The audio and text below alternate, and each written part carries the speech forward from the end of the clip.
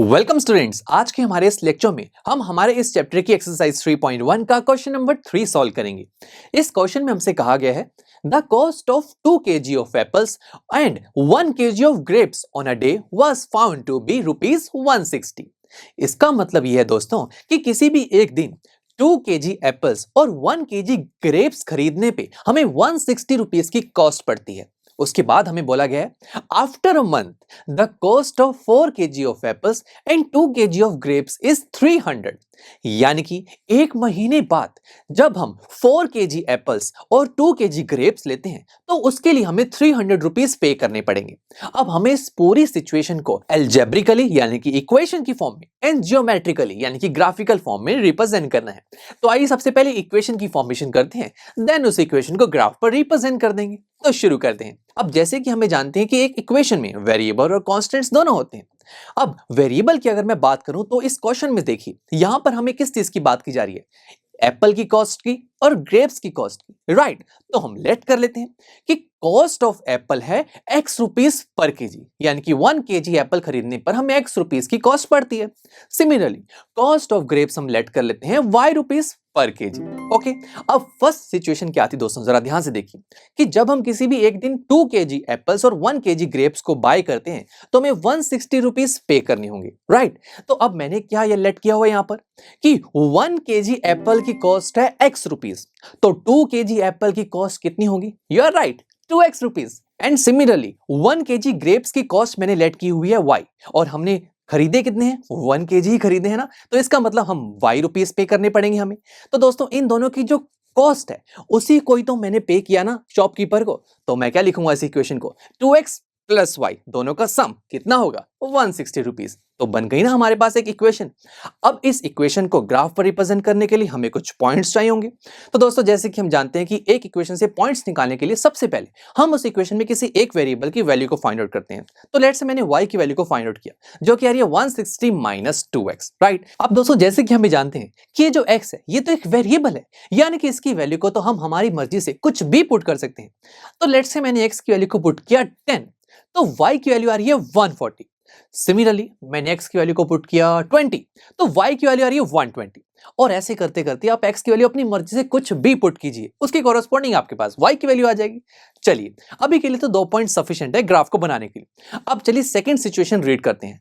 यहां हमें क्या कहा गया था कि आफ्टर अ मंथ एक महीने बाद जब आप 4 kg Apple and 2 kg grapes को बाय करते हैं तो आपको 300 रुपीस पे करने होंगे। अब मैंने क्या लेट किया हुआ था दोस्तों कि 1 kg एप्पल की कॉस्ट है x रुपीस, तो 4 kg एप्पल के लिए हमें कितने पैसे देने पड़ेंगे, yes 4x rupees. Similarly 1 kg grapes की कॉस्ट है y रुपीस, तो मुझे 2 kg ग्रेप्स को बाय करने के लिए कितने पैसे देने पड़ेंगे, yes you are right, that is 2y rupees.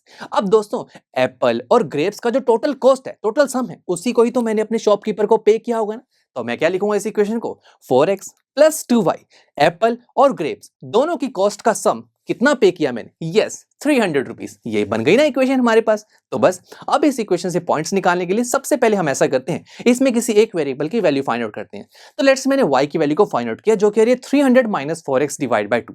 अब स्टूडेंट्स आई नो अब आप सोच रहे होंगे कि x के डिफरेंट डिफरेंट वैल्यूज को पुट करेंगे और y की वैल्यू निकाल लेंगे, बिल्कुल सही सोच रहे हैं। बट स्टूडेंट्स मैं यहाँ पर इस इक्वेशन को थोड़ा और सिंप्लीफाई कर सकता हूँ। अगर आप कर सकते हैं तो बिल्कुल कीजिए, बिकॉज ऐसा करने से आपके लिए पॉइंट्स को फाइंड आउट करना और ईजी हो जाता है। जैसे कि जरा देखिए राइट हैंड साइड में जो एक्सप्रेशन है उसके न्यूमरेटर में हम 2 को कॉमन ले सकते हैं। तो जरा कॉमन लीजिए, ब्रैकेट में क्या आ जाएगा 150 माइनस 2x। ऐसा करते देखिए न्यूमरेटर और डिनोमिनेटर दोनों में 2 है, वो कैंसिल आउट हो जाएंगे, तो y की वैल्यू क्या रह जाएगी 150 माइनस 2x। तो देखा ये सिंप्लीफाइड एक्सप्रेशन है ना as compare to previous one.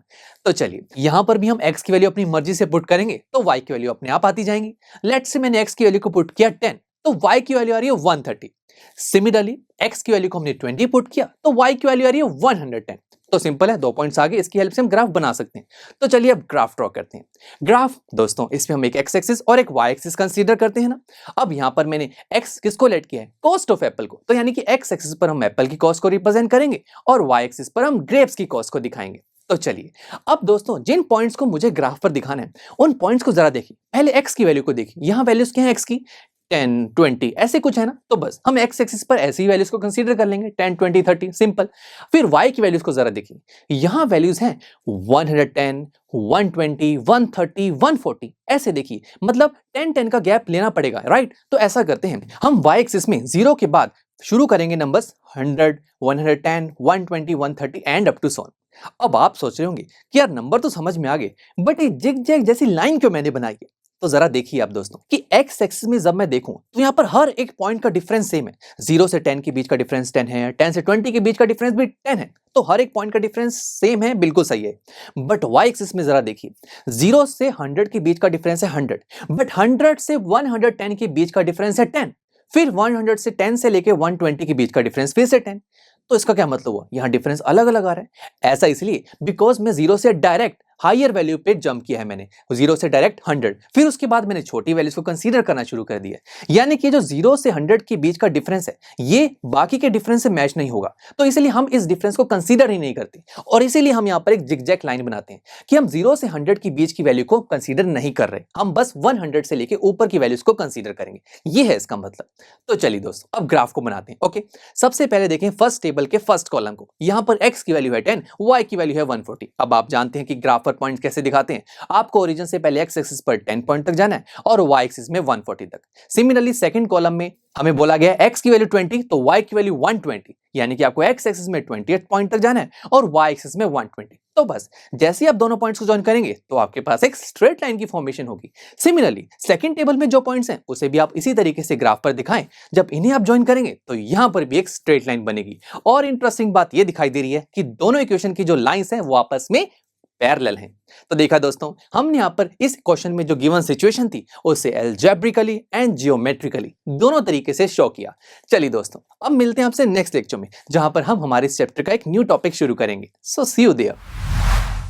I am sure students आपको ये लेक्चर काफी पसंद आया होगा, और ऐसे ही मजेदार तरीके से अपने हर एक कॉन्सेप्ट क्लियर करने के लिए डाउनलोड कीजिए पीयू स्टैक ऐप को, जहां पर आपके पास और भी बहुत सारे ऑप्शंस होंगे, जैसे कि back exercise solutions, tip videos, sample papers and much more. So what are you waiting for? Download the app now.